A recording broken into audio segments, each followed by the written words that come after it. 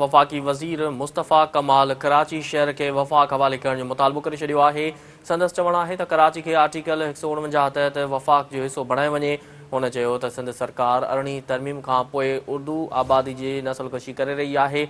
अरिड़हीं तरमीम मुल्क लाइ नासूर बणिजी वई आहे। तरमीम जी रस्ता रोक थियणु घुरिजे। अव्हां खे आगाह करे रहिया आहियूं अहम ख़बर जे हवाले सां त वफ़ाक़ी वज़ीर मुस्तफ़ा कमाल कराची शहर खे वफ़ाक़ हवाले करण जो मुतालबो करे छॾियो आहे। संदसि चवणु आहे त कराची खे आर्टिकल 149 तहत वफ़ाक़ जो हिसो बणाए वञे। हुन चयो त सिंध सरकार अरिड़हीं तरमीम खां पोइ उर्दू आबादी जी नसलकशी करे रही आहे। अरिड़हीं तरमीम मुल्क लाइ नासूर बणिजी वई आहे। तरमीम जी रस्ता रोक थियणु घुरिजे।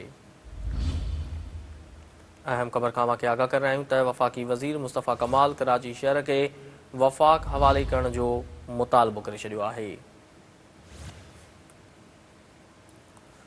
संदसि चवणु आहे त कराची खे आर्टिकल 149 तहत वफ़ाक़ जो हिसो बणाए वञे।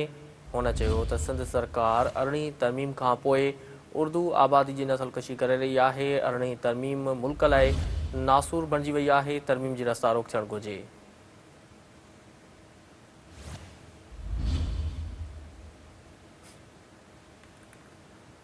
वफ़ाक़ी वज़ीर मुस्तफ़ा कमाल कराची शहर खे वफ़ाक़ हवाले करण जो मुतालबो करे छॾियो आहे।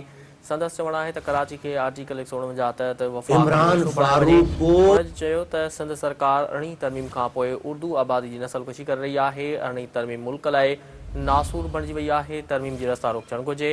आगाह करे अव्हां खे अहम ख़बर जे हवाले सां त वफ़ाक़ी वज़ीर मुस्तफ़ा कमाल कराची शहर खे वफ़ाक़ हवाले करण जो मुतालबो करे छॾियो आहे।